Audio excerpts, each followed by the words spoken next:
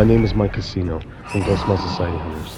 I encountered many ghosts and spirits on GTA 5. For nearly 8 years, since Supernet Games, me and the team have built our credibility and search for answers on the haunted sightings. Lisa and Ed have helped commentate a lot during the past ghost huntings that they experienced, including myself. It is our job to solve the mysteries and facts. This is our journey of our ghost hunting experience. We are the Ghost Hunting Team. We are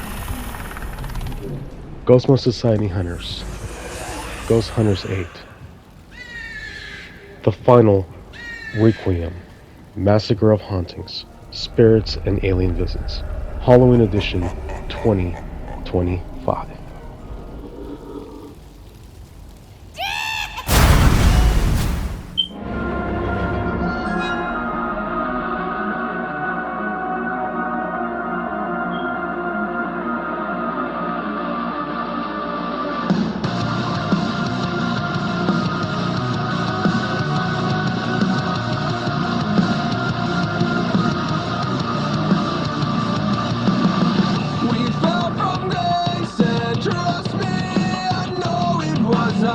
But it didn't matter cause we were together.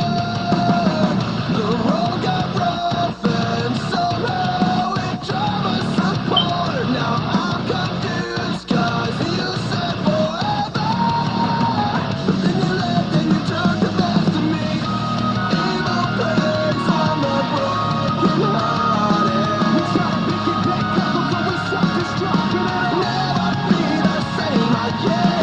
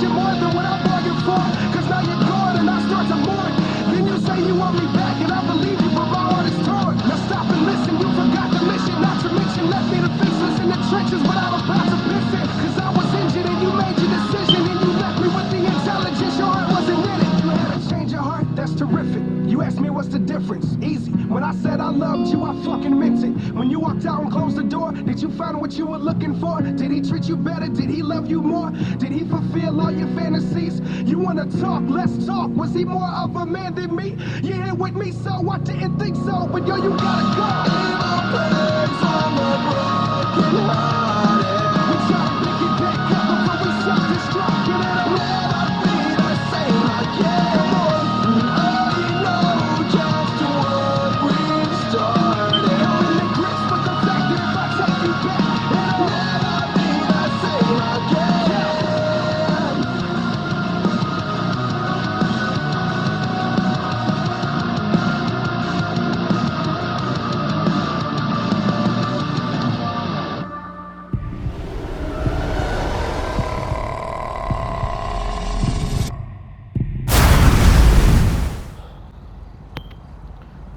We do not want you to be unaware, brothers, who those who have fallen asleep, so that you may not grieve like the rest, who have no hope.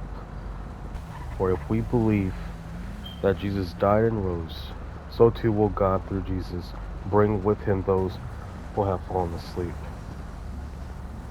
Indeed, we tell you this, on the word of the Lord, that we all who live are alive. God damn it.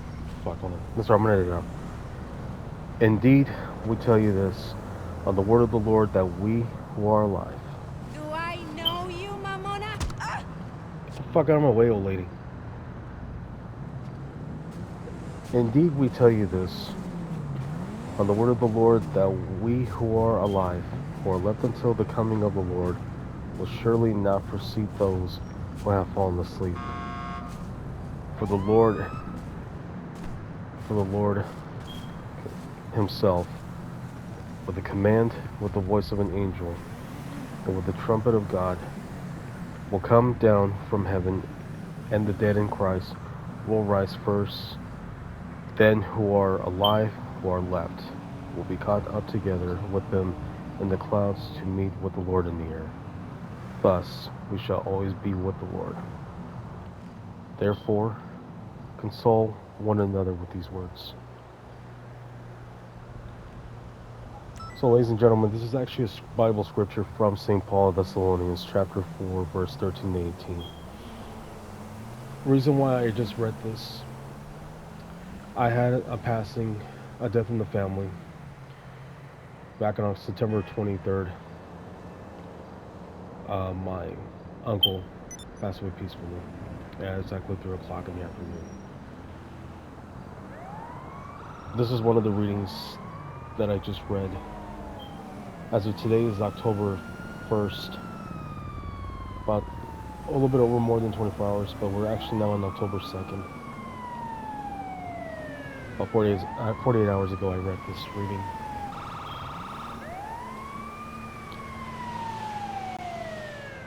We're taking at least a 1 week vacation in order for me to recover. I'm still in the process of recovering right now after finding out the news about a week ago. I wasn't able to do much on the podcast until I had to ask Olivia to substitute for me, including White Christ, aka Hyman, to actually substitute for me while I'm trying to recover too. I didn't really say much on the past live streams, including, on SmackDown and the TNA most of the time. I was not actually featured for Monday Night Raw on September 29th. NXT, not really at all, because I was really not myself that day.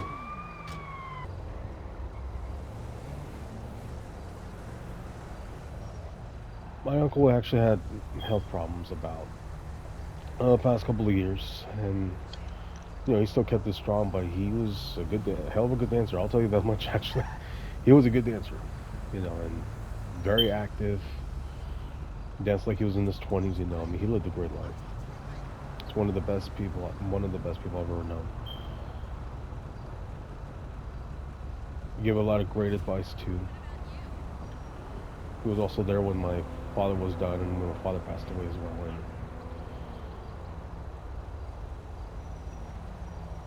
along with that, the last words I remember talking to him that I'll never forget is what he told me, and I quote, he told me about his life, that he finally realized, he had a little bit of a rough past, but he quit drinking. He realized everything, and he changed his ways a lot back then. But I didn't know about that. I was like, okay, I was like, all right, okay, I didn't know that. But he did tell me one thing.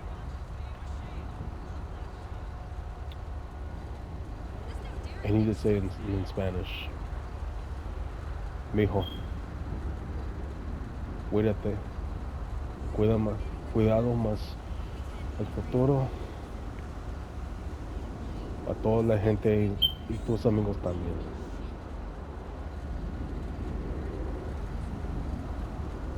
Tiene gente mala.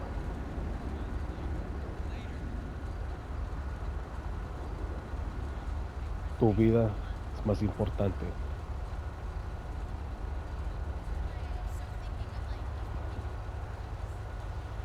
Recordamos con dos palabras, por hablar contigo. It's translated to please speak, to also be careful. Also with around your friends. Stay close to your family. And watch around your surroundings for anything that's bad.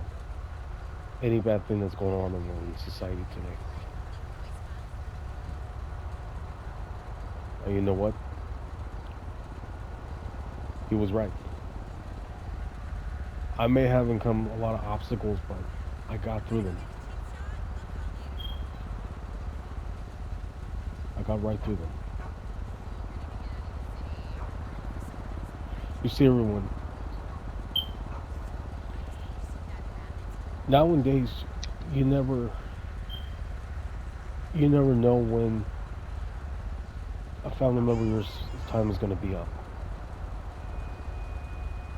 But in your mind and your senses and your heart, knowing that those words could be the last.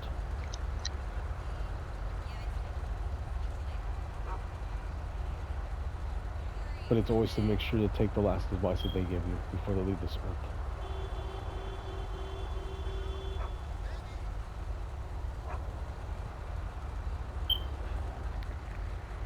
Earlier last month in September, before we started production for Ghost Hunters 8, and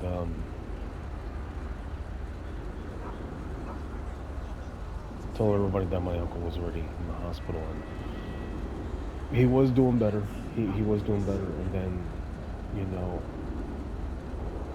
health started declining pretty fast. You know, and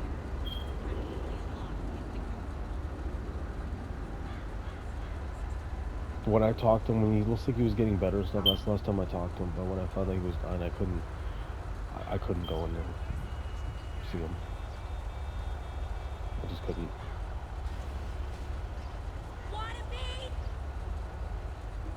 Found out he passed away. Really hit me close to home. Although I lost my dad almost 9 years ago. Our friend Eric Martinez, lost his dad almost a year ago. It's already been 11 months.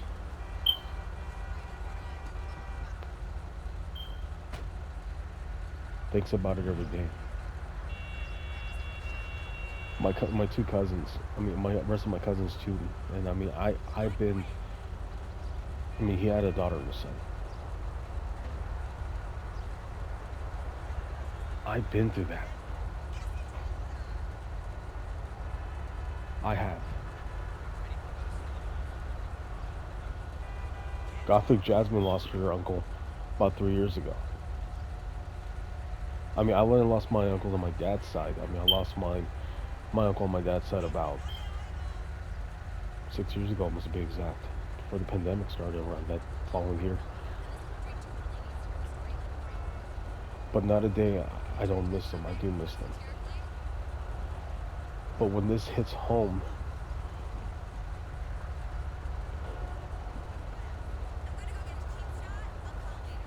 knowing that although, you can't really keep someone on earth if you can't, but you do everything. No, just to see them, the great memories they have. But he was already in the 70s, and, he's still able to dance. I gave him a crucifix 2 years ago. And I'm very glad I did. I'm glad I did.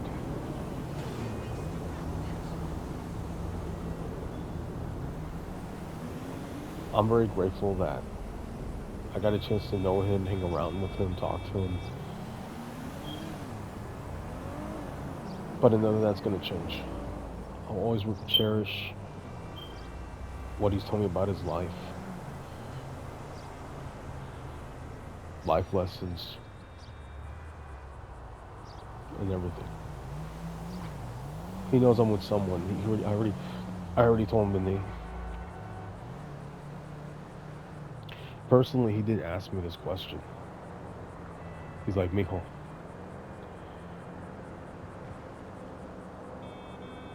are you planning on getting married anytime soon? I gave him the answer. I said, well, tío. Tío means uncle in Spanish. I said, bueno, tío. Sí, pues hasta la próxima año. O este año. A la 27 de diciembre. El sábado. El aniversario de mi papá. Se murió de mi papá. I told him probably on December 27th of this year, the anniversary of my father's death, passing away. But that's probably never gonna happen, you know. But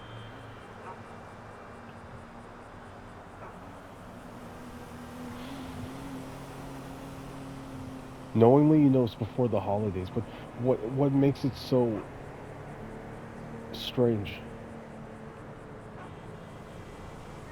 is that, you know, it's Eric's dad almost died a year ago, and my uncle died almost a year later after his father passed away. And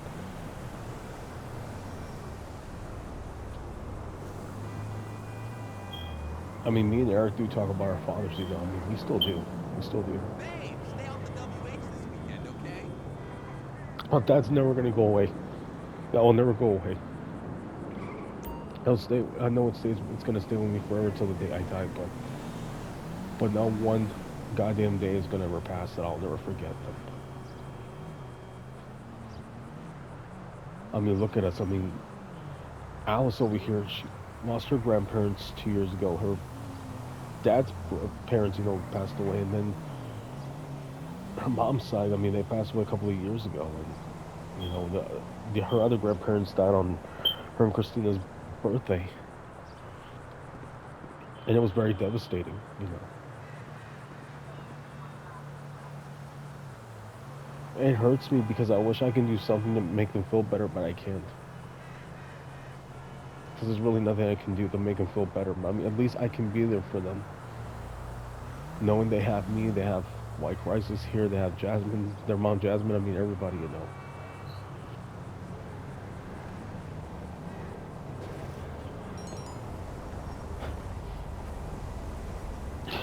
And I was at the cemetery, and it did bring a little bit of memories. My dad passing and stuff, but, you know, I was actually strong. I was brave this time. I did cry a little, but not as much. But seeing my cousins, you know, oh my God, I mean,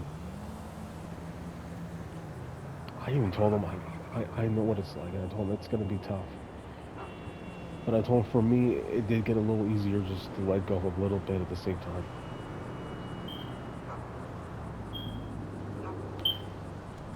It's rough, you know.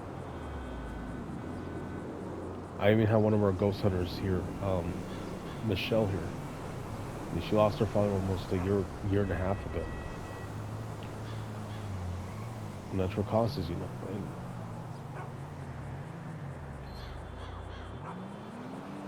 That's for 3 years, yeah. Thanks for letting me know. 3 years he's been gone, and it's still, her world's still shit, you know. Because I mean, like I said, I've been in her shoes. I have. I know what that's like, you know, and it's not easy.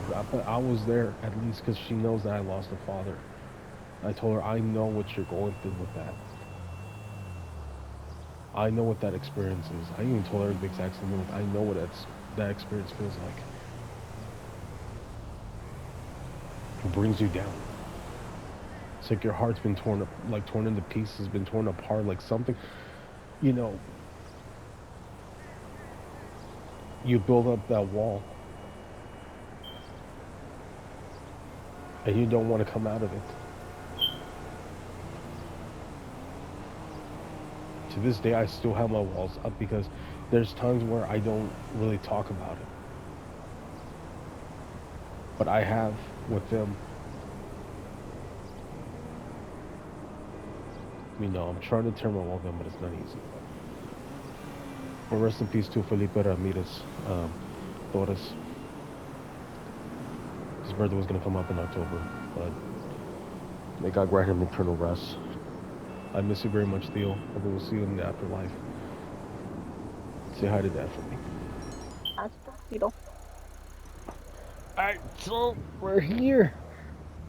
We're finally here at the Landak Dam. And that's not my real voice, actually. So we're here at the Landak Dam. Just here floating around, actually. We're just not really much doing that right now, but we're securing the area. A lot of things have happened. But I hope that scene we did was really good. I hope for everybody, you know, when I mentioned about the passing. And now Alice is searching around, but we're pretty much, I have a lot of security in here right now, so that's why they're monitoring. Right now, I'm gonna look up the. If you guys haven't seen the past episodes, you're might want to look at it. There's not gonna be no censoring or anything. It's gonna be completely out. So here's what happened here. January 17, 1975, dismembered, mutilated body of the young Hollywood starlet Lenora Johnson, discovered by the side of the Landak Dam. On the side, by the side of the Landak Dam, following an anonymous tip-off to the LAPD. Her killer was never found. It's become the unsolved murder of the 20th century. An unhealthy obsession of mine for the entire adult life. It says here that I don't know what the first drew me to Lenora, but something that the auburn hair, those green eyes, and that sad smile. The photos of her skinny dipping that her uncle assaulted the Los Angeles meteor the day of her death. A detective, episode of The Sense of Crime, is also stereotypically assured that the young partner. Alright, so anyway guys, so this is what it's been said here, but it says why were the police so slow to react? Why the case was closed so quickly? And what's weird about it? And I did block this out a long time ago, but I need to go ahead and might as well show it anyway. So her killer was never found. It says here on this part here, it says how can I my basement wallpapered with the pictures of you? One of the reasons I lost a photocopy job. I won't stop until justice is served. But we're gonna get to this part here about this part here.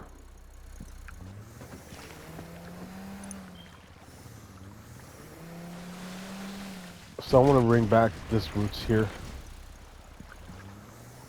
The media circus that followed Lenora's death portrayed her as the lascivious harlot who preyed on men dressed in a way that was asked to be killed. But this is neither the consistent of fate nor with the masturbatory image I like to keep of her. Lenora Johnson was born on August 29, 1952 in the Midwest. Father Harold worked as a plucker in the local chicken farm. I'm going to say this, ladies and gentlemen, that didn't sound right. As a plucker. That sounds more like Jaime was plucking the chicken earlier, like a while back. In the local chicken farm, but for the mother, Eileen, as a slopper at the local dairy farm. I guess a slopper is more like she's like licking that dick or something. That's what it sounds like here. So it's safe to assume that the speculations for life were set fairly low. The sloppy plucker. Lenora Johnson was born on August 29, 1952 in the Midwest. Her father Harold worked as a plucker in the local chicken farm. That actually sounds more like Haim is trying to get his chicken all together right there. Her mother, Eileen, as a slopper at the local dairy farm, more like slopping a damn cow's dick or something. So it's safe to ensure the expectations for her life were set fairly low as a sloppy pucker or someone other than the royal thing, a sickly child that suffered the chest problems for many years. Most of the result of the heavy smoking and the so vogue at the time. Lenore was quiet, a remarkable student, whom one of the teachers described her as the kind of early physical developer, fate mental developer, with a lot of attention of older boys and contained faculty members. Starting faculty members. The encouragement of her uncle was possibly to get away from him. Laura left school at 15 and hitched her way to Los Angeles with the dream of becoming a movie star or model. But after working as a waitress for a few months, and didn't take long for Lenore to childlike, naivete, and stunning good cakes to catch the eye of a woman entertainment industry types as soon as she became a common face of the Hollywood party. Alright. The Vinewood, it says Vinewood, but it's actually real, guys, on the Hollywood party circuit and the casting couch circuit. She's actually very pretty, I ain't gonna lie, but beautiful woman, but too young to actually die from this. By the time of the early 70s, she was getting regular work in print ads, television commercials, and minor movie roles. After the scene stealing turned into a wisecracking disabled prostitute in the 1973 film Rum Runner. The Los Angeles Shepherd described her as a pretty face to watch without perhaps much spark in the eyes. And shortly before the death, she was allegedly front runner as a leading female role in the Many Wives of Alfredo Smith, who also known as a bright her future that could have been, if not the pretty face that should have been severed from her perfect body. For here it says here what we know.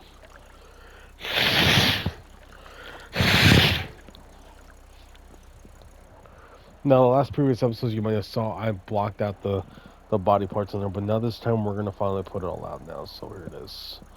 The murder did not happen at the scene. The body had been cleaned and posed like a gruesome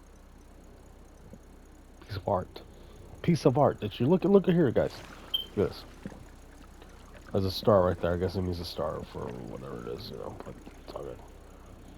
Laura's head has been decapitated. Her face was missing features. Her hands and feet have been removed, apparently while she was still alive.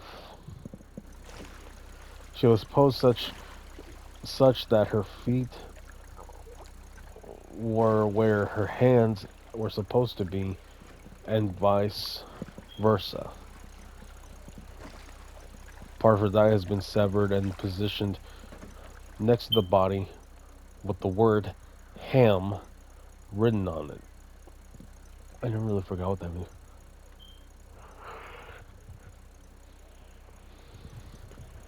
A star has been drawn on her back with a cigar burn. Her breasts had multiple incisions. It's like somebody was actually operating them or something like that and just completely, like I said, severed the body mostly. Reporters arrived at the scene hours before police did, trampling over all the unstable forensic evidence. Unstable, actually. The autopsy stated that Leonora was a redhead with blonde pubic hair, neither of which were natural. 5'4", 5 feet 4 inches tall, 110 pounds with green eyes that were very faint signs of sexual intercourse. Damn. Sensational press coverage attracted the intense public attention to the case, in which a few lunatics confessing to the online to crime to get their picture in the papers.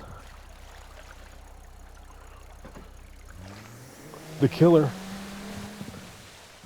taunted the victim's family for years with letters, phone calls, and horrifying souvenirs, including the Nora's locket, and famously on the anniversary of the murder, her lips.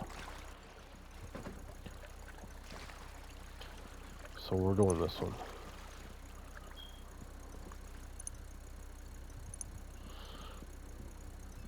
It's been enough. I've been through enough cases. I can refer them as suspects anymore. If you think Mitchell Dexter, you know, those are the people. I know, I guess.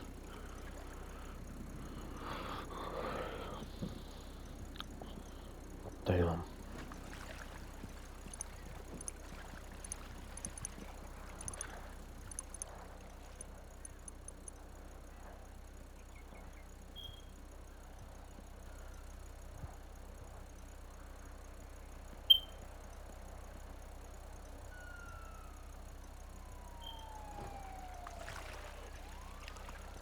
I gotta say, guys, this is just crazy, you know. So this is one of the areas here, but this is right on the Landak Dam. So I mean, but let me read this next part here.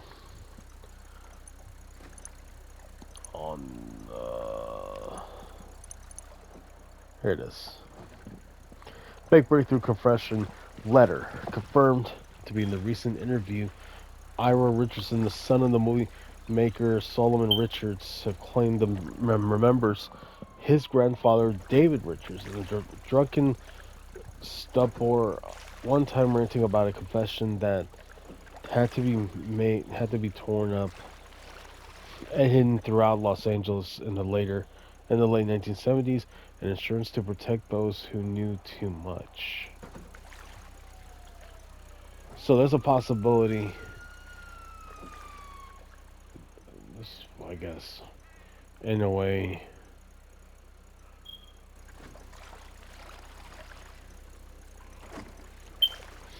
So there's no word to describe, but I mean, the weird thing about it is that, you know, this murder was never solved. That's the thing.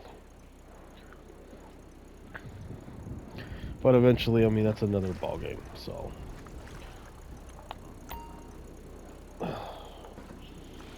right now it's just very calm, very. But like I said, ladies and gentlemen, like I mentioned, it was never solved.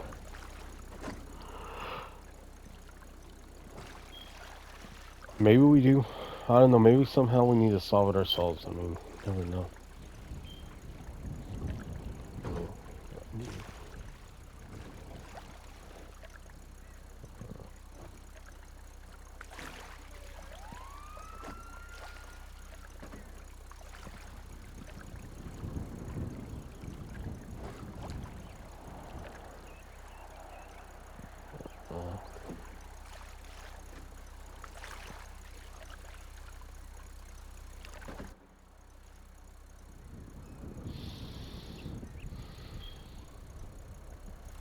See, I'm trying to remember back.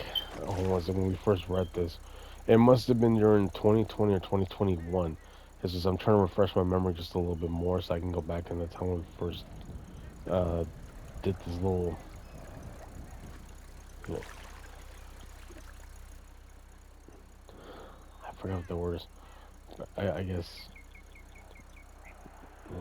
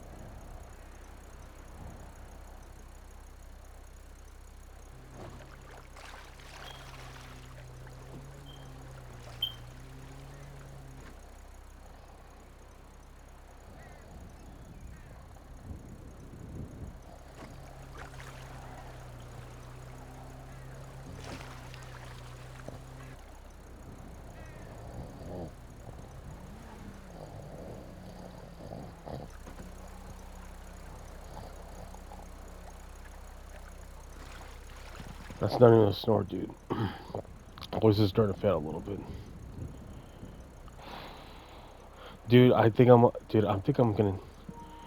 No, dude, I think I'm. Dude, I hope I'm not getting sick again. Cause I'm talking like in between, dude. Because, dude, I hope I'm not getting sick like last year. Because I think when I got sick, I had a sinus infection. I had to had Lisa take care of it. Yeah, that's crazy. No, I have to get off of that little phone right there. So, but back to the Lenore Johnson thing, guys. Just bear with me here. I'm like, I think I'm starting to get under the weather a little bit, but I should be all right. No, it's trying. It's trying to kick in a little less than it's trying to do right now, but it's not really going to. But no, so it was never solved. But the next one we're gonna go to is the next mountain, but we're not gonna do that till a little bit later on today because it's raining. It's like you're peeing off of I don't know. Sounds like pay. I don't know. But anyway.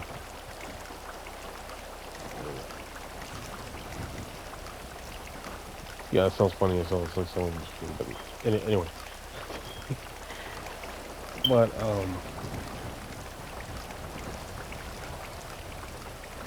for a second I just thought it was something funny, but it's all good. I'm not gonna talk about it. But I got word on Noble Bloodline Gaming. I got a word from them already, and they're already told me they're gonna be filming. But like I mentioned in the very beginning of the first episode, you know, all I gotta say.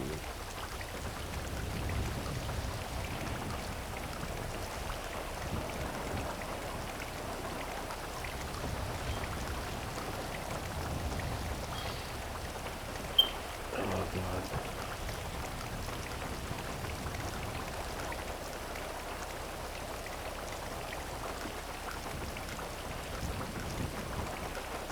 The one thing I remember doing this, because here's the weird thing. I've been wanting to do this store for the longest time. I think, like I said, the last one was it has to be 4 years ago, somewhere. It must have been 2021 or 2022, but I think it might have been.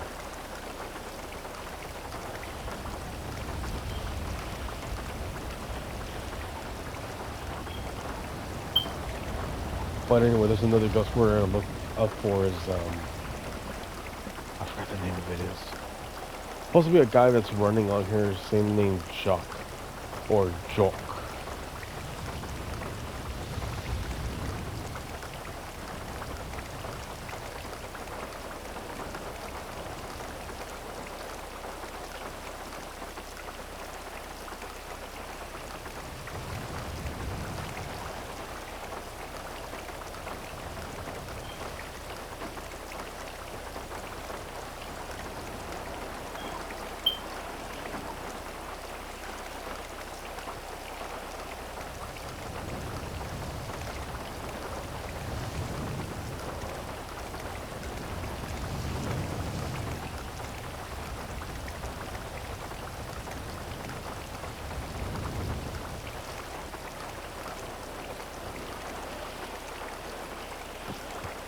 Can you also have a little moment of silence, please? Look, I'm sorry. Shit, edit from right here. I'm trying to like shorten it out because I had a problem with the Share Factory earlier. What happened a little bit.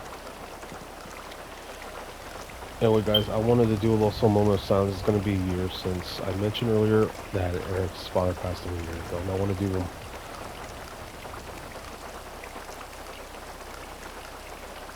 do a little moment of silence here of Eric's father in his honor as well. His father passed away on October 27th, 2024, and my uncle just passed away about a week ago.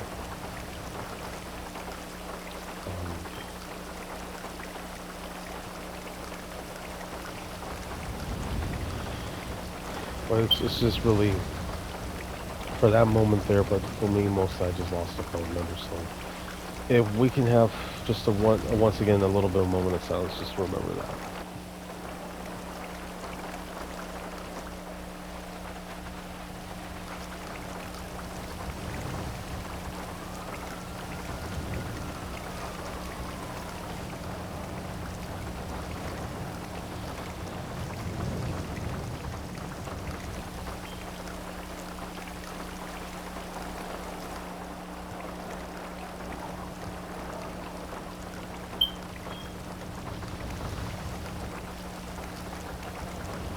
May the perpetual light shine upon Eric's family too with the passing of the first anniversary of Antonio Vasquez, if I got the name right, who passed away on October 27, 2024.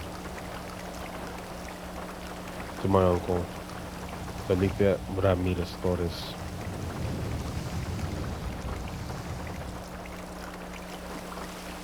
who also just passed away. May the perpetual light shine upon him and his family to give them strength.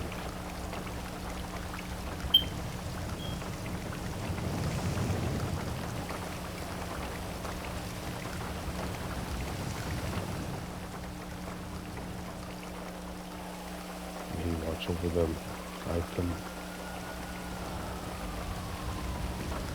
I also want to say for those, and also for those who saw the credits, just please keep in mind of those as well, including the Reverend John Capallo Jr. Also remember, we also remember Don McCree, remember Jerry and my dad Carlos. Those that we have on the at the end of the credits at the beginning of the show's episodes here that passed away, you know, recently, and also the remembrance of the celebration of remembering the life of Thomas Grillo Jr., who also passed away about 2 years ago. He was not able to do our Homeless to Ghost Hunting thing due to ill health, as well as being even that much.